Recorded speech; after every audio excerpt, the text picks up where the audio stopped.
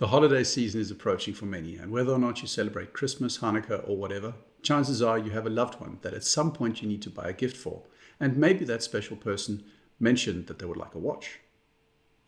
I've had my fair share of gift-giving disasters, and I don't think I'm the only one that has stood in that store that sells soaps on Christmas Eve's day, panicking looking for a good gift. With a watch, you're shelling out a bucket load potentially, so a little more thought needs to go into it. It's also hard enough to know which watch is right for yourself. Knowing what somebody else will like is a whole different can of worms. There is no one woman's watch, and tastes will vary wildly. What I do think, though, is that there are some archetypes of women's watches that can be a relevant starting point for your watch decision making. The easy way to go about this, and probably the right way, is to go watch shopping with your loved one and see which watches they react positively to. They will, like you, gravitate to specific models and designs. But having said that, what if you want to surprise her? Where do you start? The first questions you need to ask yourself is, does she care about watches? Here on YouTube, you've got Jenny L, Watch Gringa, and a whole host of women joining the watch world. They will know their stuff and can be the hardest audience to buy for, potentially, because they may have very strong opinions. Conversely, they may be very clear on what they like and don't like, and that information can guide you. With that segment out of the way, you need to consider, though, the size of the watch. Whatever you think is a reasonable size for you, deduct 4 to 6 millimeters for her potentially. Her wardrobe. Odds are she thinks a bit more about her wardrobe than you do. Is this her? Or her? Or her? Or her? Each style is going to carry over to her opinion about a watch.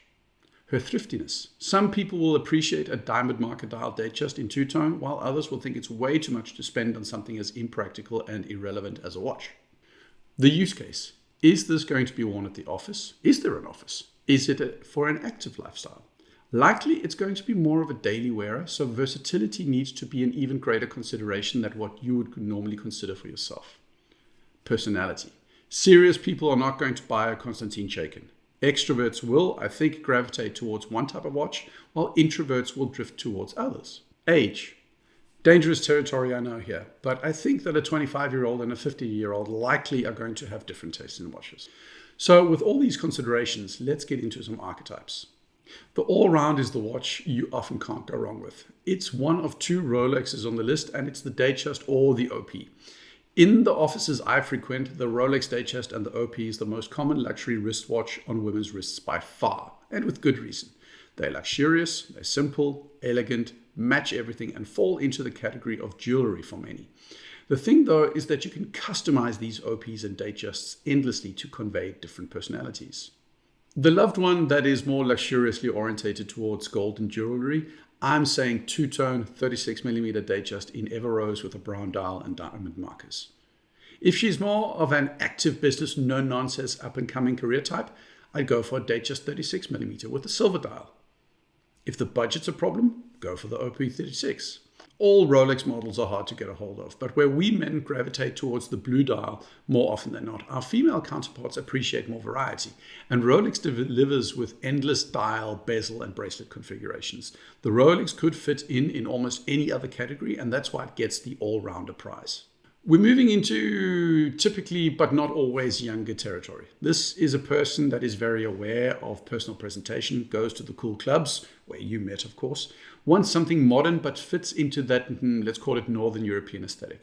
A fashionista with flair, not necessarily an Instagrammer, but know their sneakers and know their brands. A brand that inhabits the space with their latest release is the Tudor Pelagos 39. Or potentially the Black Bay 58 in blue. What you have here is a very modern aesthetic from an ultra-popular brand with a watch that in no way looks like her mom's watch.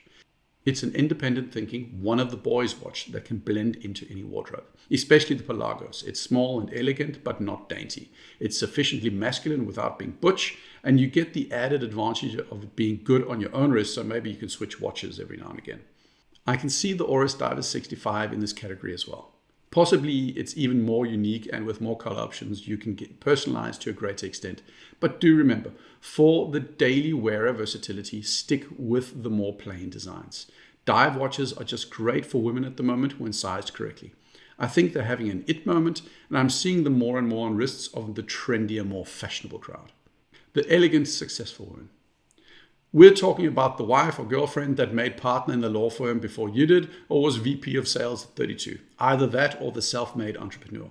If it was a man, the answer would have been a 5811 in white gold, but let's be realistic. If you can afford a 5811, you should buy it for yourself and no one else. But then what do you buy for her? Again, it comes down to personality in the boardroom, but I would put my money on something like a Briquet Heritage or a Reverso Classic in gold for the more introverted individual. These watches are confident yet restrained. They are utterly luxurious, but also stand out unique. They are often one of a kind in the room and signal that thought has gone into the purchase, as have decisions around career and so on. If we're talking extrovert and power woman, I'm going with the second and last Rolex on the list, and that's the Daytona. Either full gold or the full steel version with black or white dial.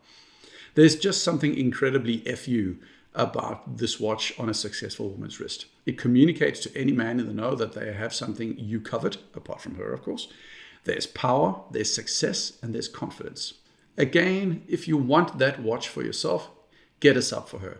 It does a bit of the same at a more reasonable price. For the creative individual, I find myself thinking, what isn't a mainstream watch? It's hard because more often than not, I fall back on a known brand, which is inevitably mainstream. There are, however, a couple of brands that I think perform well in the creative space. It's Cartier and it's Nomos. From Cartier, I would definitely consider a tank. If Andy Warhol could pull off a tank, then the creative in your life will too. Cartier and the tank are normally the definition of elegance personified and can come across as a little dainty for some, but for the others, the devil-may-care attitude to watch designs like the Crash, Pasha, Basculante, and many more scream creativity. Some are very out there aesthetically, but there is a creative design heritage connected with the tank that I'm certain will be appreciated. You can't say creative without at least taking a glance at Nomos. The company so often associated with Bauhaus has to be included in a category for creatives. Whether it's a colorful club with a California dial or a more understated Tangente, with all the hallmarks of Bauhaus simplicity, I don't think you can really go wrong. Lastly, there's a bit of a sleeper watch, and it's a watch with a Ronda quartz movement and no brand history. It's the E1 Bradley. This watch is a cool little watch that functions as a braille watch. The hour marker and minute hands are magnetic spheres in the top and side of the dial, which allow you to tell the time by touch. There's just something thoroughly unique about that design. I'm not aware of many others that had the same design language, and it just seems quirky, ingenious, and a lot of creativity has definitely gone into the design of this watch. Want to go hunting with the missus? Watch some football? Go play racquetball or squash or whatever with her, and know you have to pull yourself together to win? She surfs or climbs or Ironmans, but it's activity, it's energy, and living life to the max. When she's not wearing a Sunto or a Jarman, get her a Seiko. Personally, I'm partial to the SRPD 5K, which although on the larger size is a veritable beta watch that anyone wearing a 48mm Jarman Phoenix will happily wear as well. This watch can take a beating and just keep going. It doesn't need to be babied, and it won't cost an arm and a leg. Also, this is the category where Casio is king. A Casio maybe. Upgrade to the steel on rubber version and you have a winner all round. Stereotypes are just that, stereotypes. There's no right or wrong, and putting people in a category can be too reductive, but it's also a way to pass a lot of information and make some informed judgments as to what will be appreciated. Gone are the days where watches apart from a Cartier and a Rolex were what you saw on a woman's wrist. Increasingly, we are competing to get the same watches as them and fall for the same watches, albeit potentially for different reasons. A watch can be a meaningful lifelong gift that will be cherished, and this is the most important thing.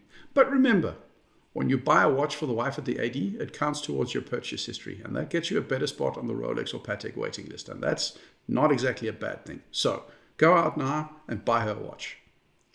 As always, please subscribe and like, comment, let me know what you think. I enjoy interacting with all of you and really want to know what you think.